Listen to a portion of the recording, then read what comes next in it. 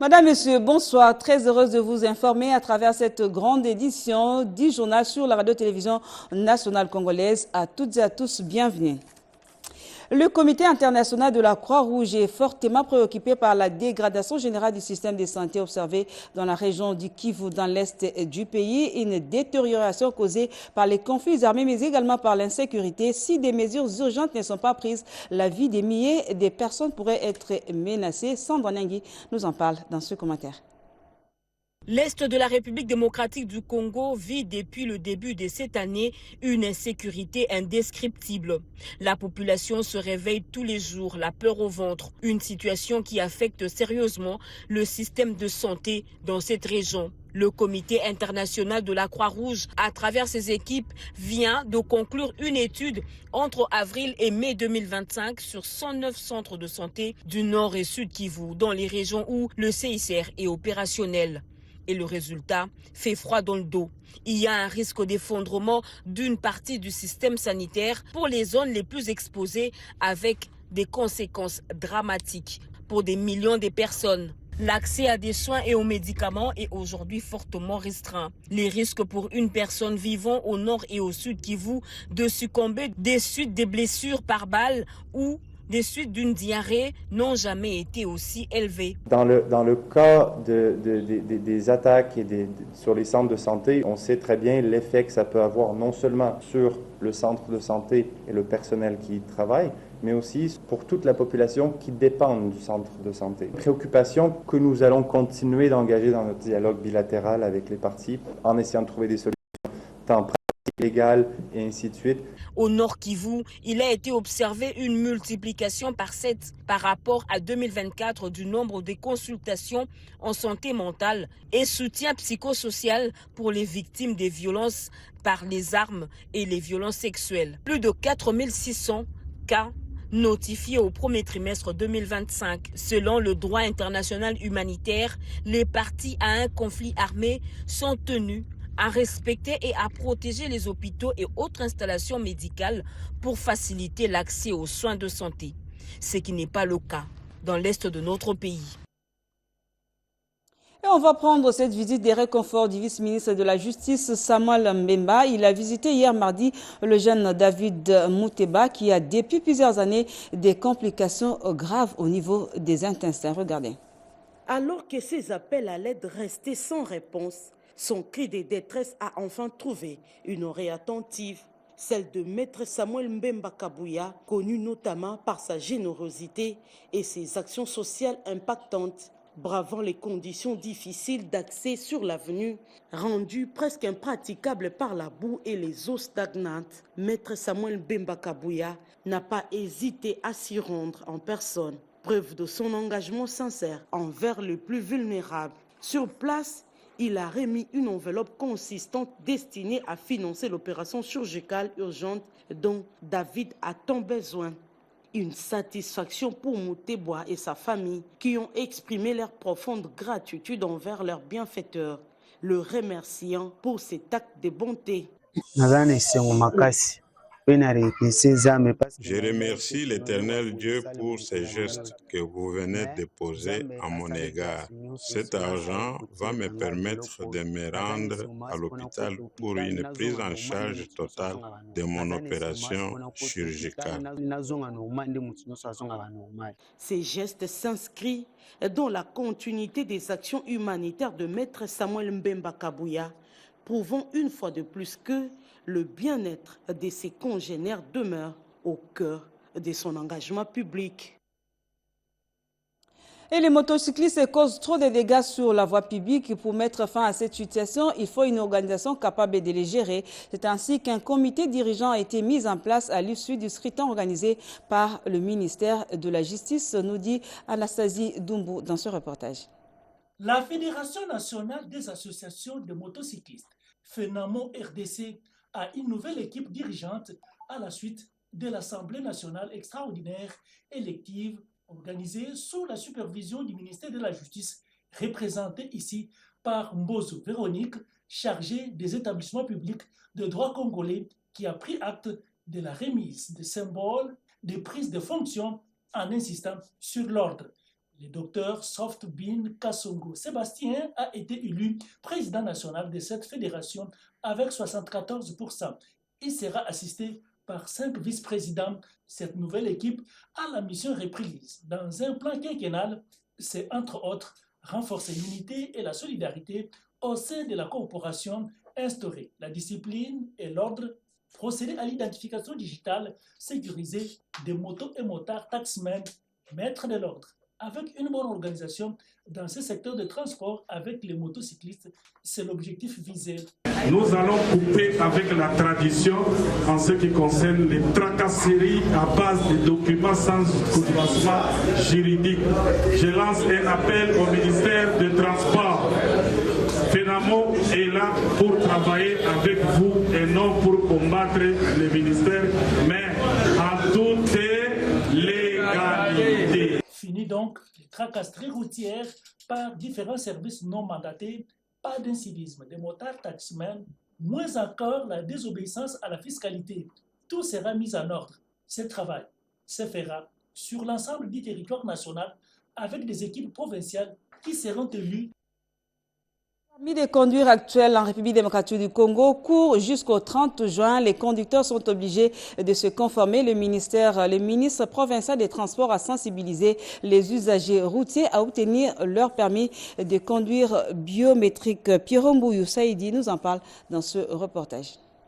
À 2 semaines de la date fixée par les autorités compétentes pour la clôture de l'opération liée à l'obtention du permis de conduire biométrique avec puce électronique, le ministre provincial des Transports et Mobilité urbaine, Bob Amisoyo Kalumbila, a obtenu ces documents importants pour tout conducteur de véhicules dans la capitale congolaise. C'était à l'issue de son passage au centre d'examen VIP dans la commune de la Gombe.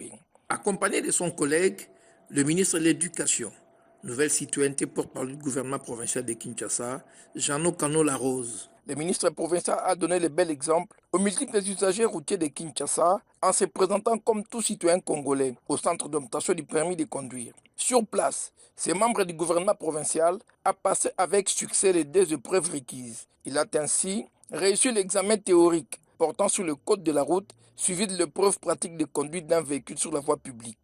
À sa sortie, le ministre Bob Amisoyo Kalumbila a exhorté les Kinoises et les Kinois à lui emboîter le pas avant la date victoire fixée au 30 juin 2025. Nous venons de faire notre test avec à plein succès. Nous demandons à tous les chauffeurs, à tous les conducteurs de venir parce que le moratoire est jusqu'au 30 juin. Cette démarche s'inscrit dans le cadre de la campagne lancée par les autorités provinciales compétentes afin d'encourager les conducteurs à se conformer à la loi dans un objectif de renforcement de la sécurité routière à Kinshasa. Ici est de rappeler que les centres d'examen sont ouverts sur l'ensemble de la ville de province Kinshasa pour faciliter cette opération à tous les citoyens concernés. Les perspectives de coopération dans les domaines de l'agriculture, de l'import-export et de l'investissement ont été au cœur des échanges entre le directeur général de l'Agence nationale des promotions des exportations et l'ambassadeur extraordinaire et plénipotentiaire de l'Ukraine en République démocratique du Congo. Reportage. Ces protocoles d'accord signés entre les fonds de promotion de l'industrie et les fonds de garantie de l'entrepreneuriat au Congo, FOGEC, permet aux jeunes entrepreneurs d'obtenir des crédits auprès du FPI avec les garanties du FOGEC. Le partenariat entre les 2 parties a donné naissance au produit Vijana qui signifie jeune en Swahili. La cérémonie s'est déroulée en présence du ministre de tutelle, Louis Watum Kabamba, du secrétaire général à l'industrie et plusieurs mandataires publics. L'avenant porte sur l'allègement des critères d'accès au financement du FPI. Les taux d'intérêt pour les jeunes de 18 à 35 ans est sensiblement revu à la baisse. Il passe de 6 à 4%, alors que dans les banques commerciales, ce taux est prohibitif pour cette catégorie d'opérateurs économiques. Bon, sommairement, c'est donner l'accès au public, c'est-à-dire au petit peuple, ceux qui n'ont pas de moyens de participer au crédit des affaires, de faire partie de cette catégorie et d'améliorer en tout cas le pouvoir d'achat de la population. Le FPI examinera minutieusement des projets à financer pour faciliter l'entrepreneuriat des jeunes, étant donné qu'ils n'ont pas de garanties pour accéder au financement du FPI. Les FOGEC qui disposent de moyens les aidera désormais à obtenir des crédits pour leurs activités. L'ambassadeur itinérant du chef de l'État, Antoine Gonda, a totalisé 100 jours à ce poste. Et le bilan de ces 100 jours, c'est dans ce commentaire signé par Chimène Kamoka. 100 jours après sa nomination par le chef de l'État, Félix-Antoine Tshisekedi Tshilombo en qualité d'ambassadeur itinérant, Antoine Gonda Mangalibi vient de faire son premier bilan en rapport avec la mission lui confiée par le président de la République. Au moment de sa nomination, le 8 mars 2025, la rébellion de l'AFC M23 occupait déjà la ville de Goma depuis 38 jours et celle de Bukavu depuis 18 jours.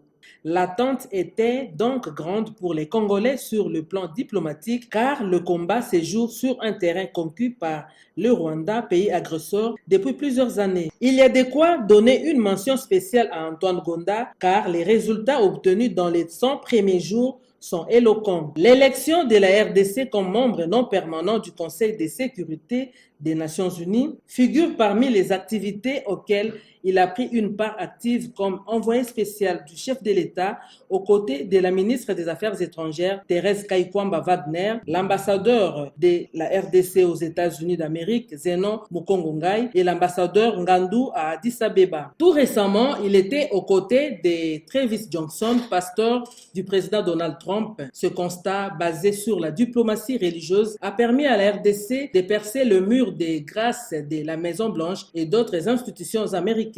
Ancien ministre des Affaires étrangères lors de la transition 1+4, ambassadeur itinérant de Joseph Kabila, actuellement nommé par Félix-Antoine Tshisekedi Tshilombo, ambassadeur itinérant, Antoine Gonda est un homme plein d'humilité et rodé dans la diplomatie. Pour une diplomatie parlementaire et un partenariat gagnant-gagnant entre la République démocratique du Congo et les États-Unis d'Amérique, c'est le thème exploité au cours d'une rencontre entre les parlementaires congolais et américains. Explication Marie-France Zaina. Un dîner de rencontres et échanges inédits s'est tenu ce mercredi à Kinshasa, à l'hôtel du Fleuve, réunissant des députés nationaux et sénateurs, des représentants du gouvernement ainsi que de membres de la diplomatie américaine.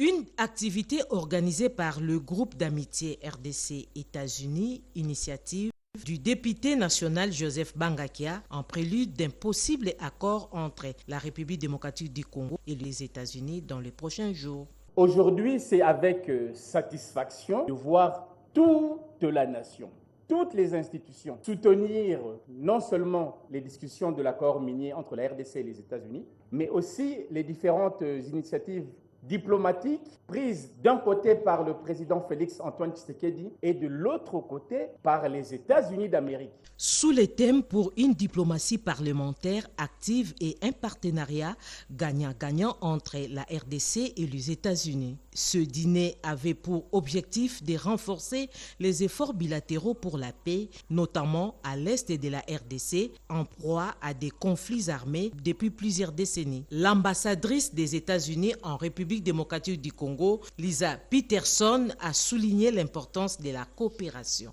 À son tour, le ministre du Commerce extérieur, Julien Paluku, s'est attelé sur les 5 piliers dont la RDC et les États-Unis vont s'appuyer pour un partenariat gagnant-gagnant. La deuxième partie de cette activité était caractérisée par la remise des prix d'excellence au président Félix-Antoine Tshisekedi, président de la République démocratique du Congo, pour sa diplomatie. Ces prix a été également décerné au président Donald Trump des États-Unis. L'activité s'est clôturée par les photos souvenirs.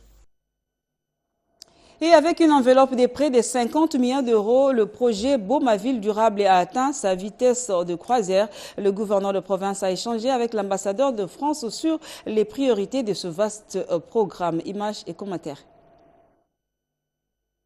C'est un tête-à-tête fructueux que le gouverneur du Congo central, Grace Pilolo, a eu mardi 17 juin dans son cabinet de travail à Matadi, chef-lieu de la province, avec l'ambassadeur de France en RDC, Rémi Maréchaux, pour évaluer l'évolution du grand projet Beaumaville durable pour lequel le Français a séjourné dans la province.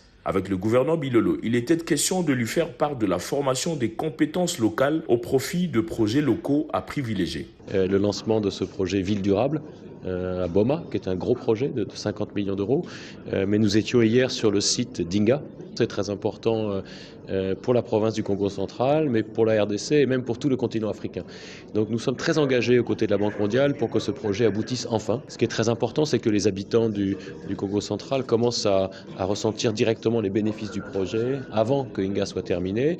Et ce qui est très important pour nous aussi, c'est d'anticiper et de former en amont toutes les compétences qui seront requises pour la conduite de ces travaux, pour que ce soit des Congolais qui mettent en œuvre un projet congolais. Tout le travail qu'on fait de désenclavement rural, parce que le potentiel agricole de la province est évident. Nous avons discuté également de formation, éducation primaire, vu que dans la province du Congo central, la France, à travers l'Agence française de développement, construit presque 800 salles de classe, plus un institut de formation des maîtres. Des échanges empreints de la volonté de développer la province par les entités territoriales. Le gouverneur de province s'en réjouit et salue l'action. Je tiens d'abord à remercier M. l'ambassadeur pour l'intérêt qu'il accorde à notre province. Aussi remercier l'agence française AFD pour le projet Boma Ville Durable. C'est quelque chose de très positif parce qu'on est plusieurs provinces, mais cet intérêt accordé à la province du Congo central, ça nous va droit au cœur.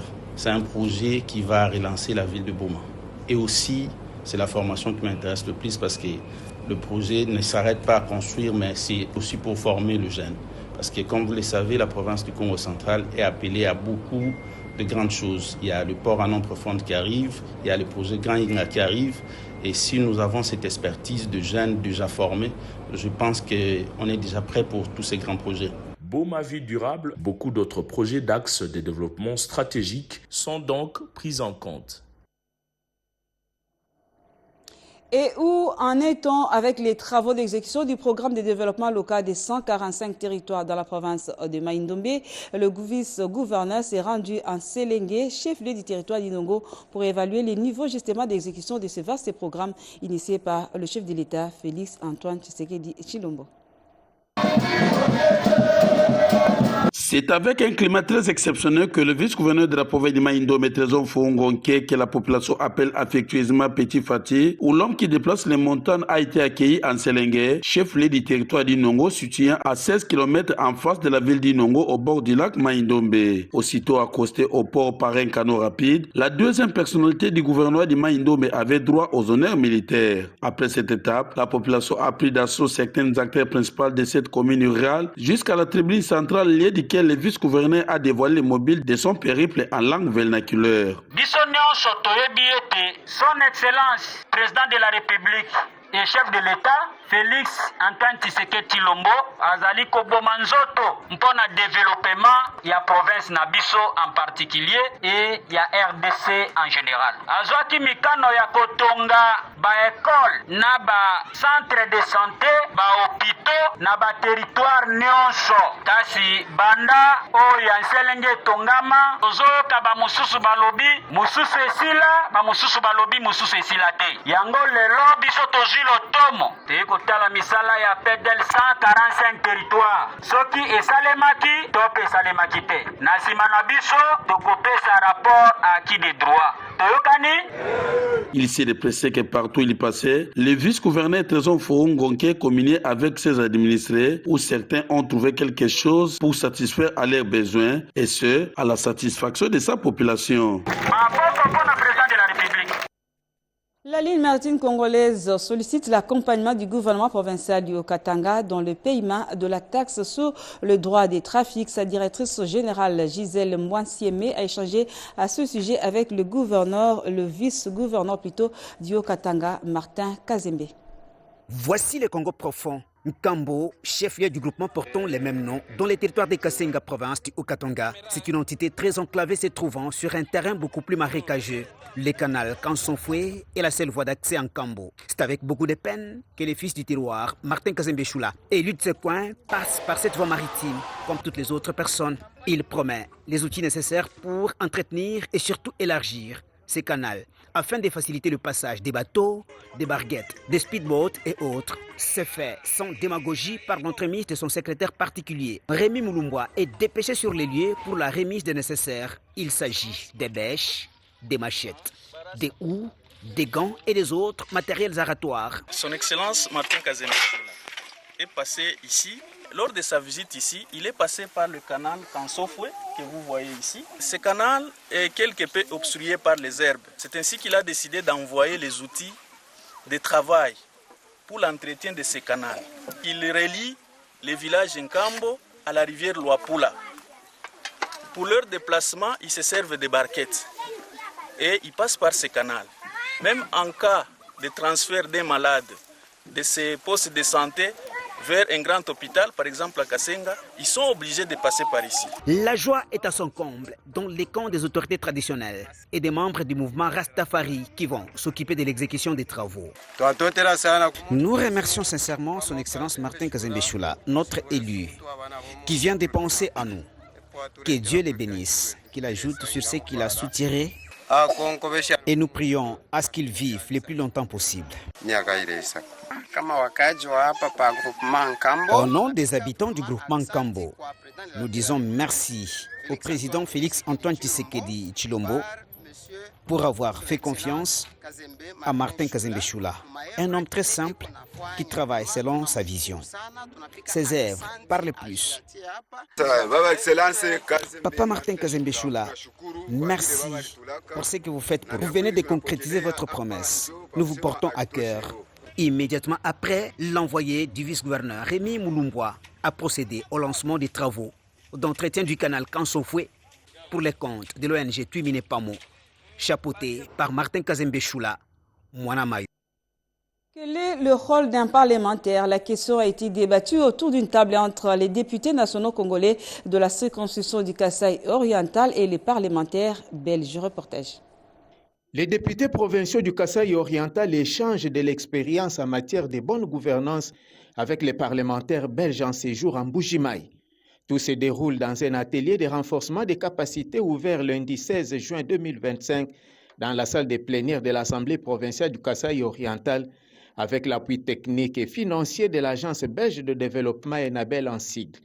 Conduite par la présidente de la Commission des affaires étrangères du Parlement belge, la délégation des députés de la Belgique a exposé sur l'historique de l'existence de la Chambre du Parlement belge, le rôle fondamental du Parlement dans le système démocratique belge et le rôle des députés comme représentants des citoyens. Georges d'Allemagne, député honoraire belge, n'a pas caché sa satisfaction. J'ai eu une impression très positive, je pense beaucoup d'intérêt pour échanger, pour tirer des bonnes expériences, tirer les leçons de la manière dont on travaille les uns et les autres. Donc beaucoup d'intérêt et c'est un séminaire qui va se dérouler sur 2 jours. Prenant la parole, le vice-président de l'Assemblée provinciale du Kasaï oriental a salué ces échanges qui ont permis aux députés de partager des expériences. L'appui c'est quoi et l'importance c'est quoi? Je pense après cet échange, nous allons nous adapter aussi au système meilleur pour qu'on soit en mesure de faire quelque chose qui va produire un bon résultat. Signalons que plusieurs personnalités prennent part à ces assises de 3 jours, notamment les experts d'ENABEL, ceux de l'Assemblée provinciale du Kasaï oriental et du Parlement belge en séjour en Mbuji-Mayi, ainsi que quelques responsables de l'administration de l'organe délibérant. La présence de l'armée rwandaise dans la partie est du pays ouvre la voie à une exploitation illégale des métaux rares. Le directeur général adjoint de l'entreprise du cobalt, Dodi Mobutu, en parle dans ce reportage de Cédric Kenina et Bijou Ekamba. La dégradation de la situation sécuritaire dans la partie est du pays impacte durement dans le fonctionnement de l'entreprise générale du cobalt EGC. Son directeur général adjoint, Dodi Mobutu, a tenu à faire le point sur la mission nationale de l'EGC, notamment celle qui consiste à acheter, canaliser et commercialiser les minerais stratégiques issus de l'exploitation artisanale, à l'image du coltan et les tantales. Pour le directeur général adjoint de l'EGC, la présence des forces spéciales rwandaises met à mal l'exploitation minière dans cette partie du pays et échappe à tout contrôle de l'État congolais et de surcroît alimente les conflits armés. Le président de la République a été clair, des instructions claires ont été données. Son cheval de bataille, c'est la condition de vie et l'exercice des activités les creuseurs, des artisanaux aujourd'hui. Tout cela doit être viabilisé, tout cela doit être encadré, qu'ils puissent aujourd'hui avoir le rendu dû à leurs efforts. Dodi Mobutu a salué également la bravoure du président de la République, Félix Antoine Tshisekedi, qu'il a qualifié dans ses propos des remparts dans la lutte contre l'impérialisme, mais aussi les dictats de l'étranger. Il a en outre appelé l'ensemble des Congolais à s'unir derrière le commandant suprême, échec à la tentative de balkanisation de la République et à la cohésion nationale pour défendre l'intégrité économique et territoriale du pays. Le vice-gouverneur du Nord Kivu était en mission d'inspection en territoire des Béni sur l'axe Mbao-Kamango. Le commissaire divisionnaire a apprécié l'ouverture de la route vers la douane des Mobili. Reportage.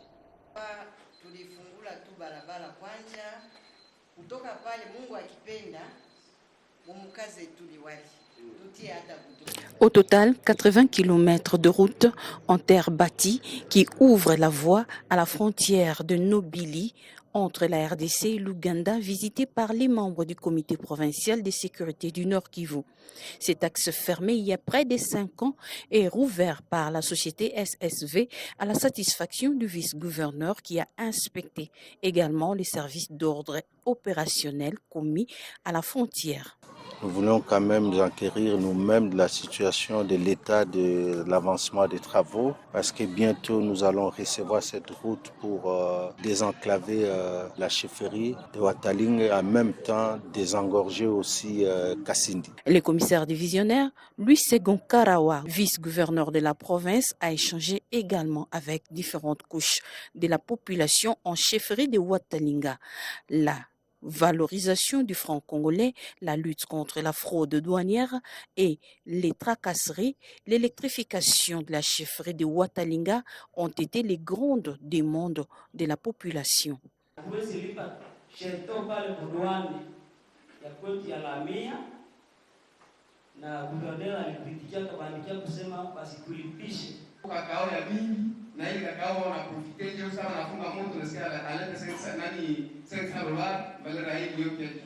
La visite des ponts sur les rivières Lutakila et Lubiria ont fait partie de la mission.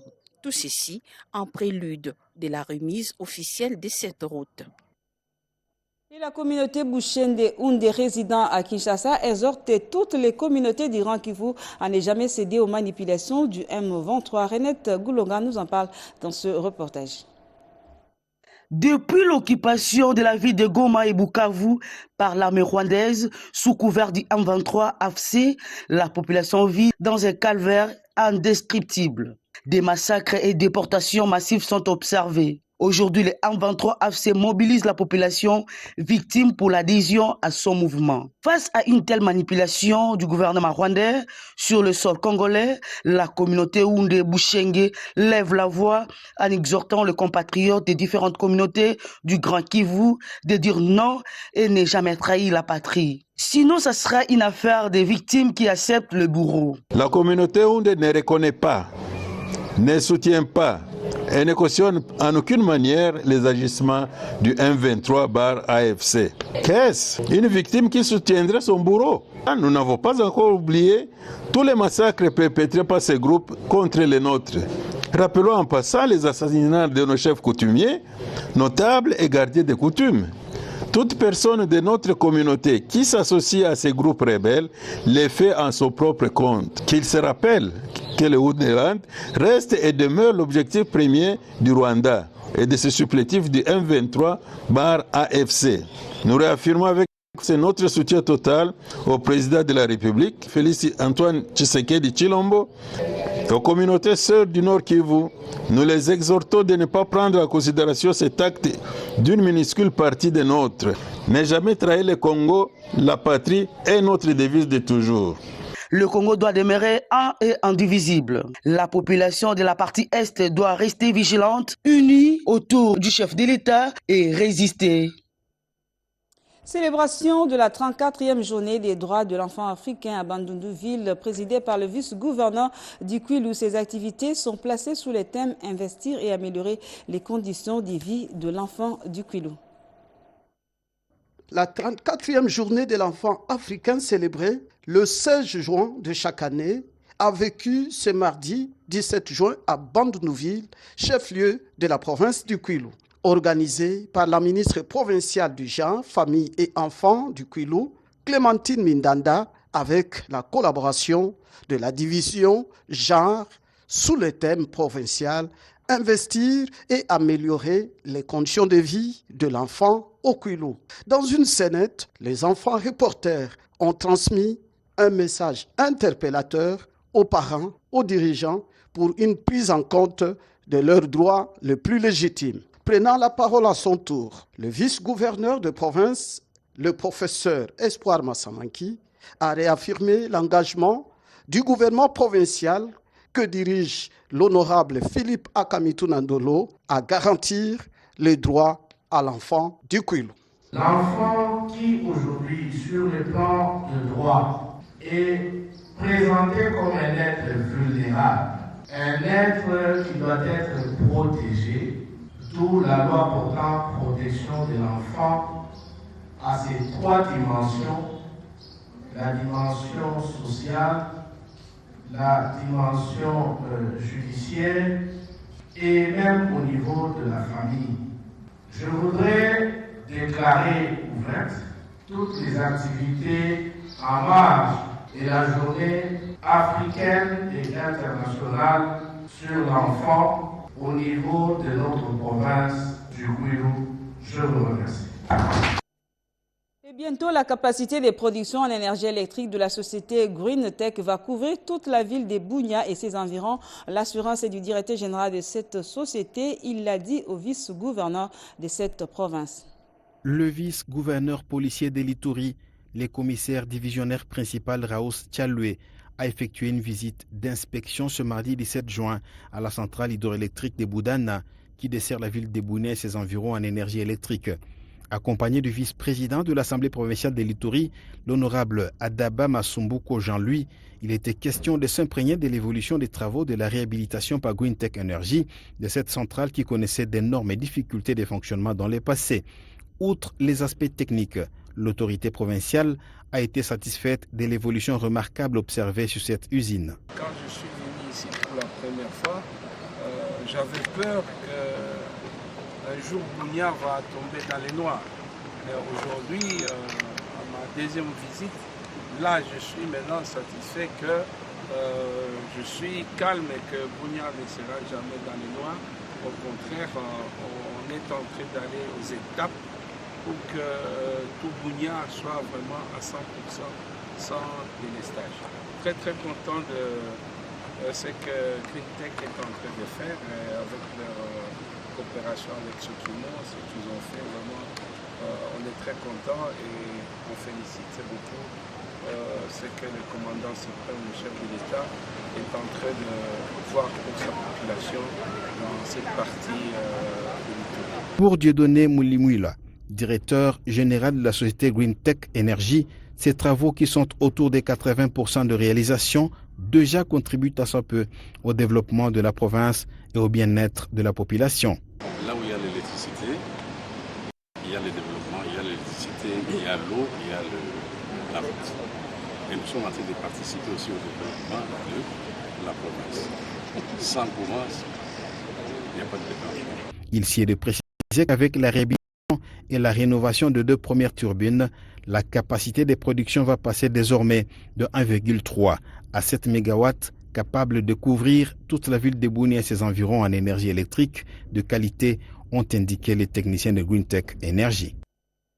Voilà qui met fin à ce journal des Pati Tondouangou réalisé par Rodé Panda et André Njeka, rédigé par Nana Mozazebo. Madame, Messieurs, merci de l'avoir suivi. Prochain rendez-vous, c'est à 20h avec Cédric Keninambo à la présentation. Très bonne suite de programme sur nos antennes. Au revoir.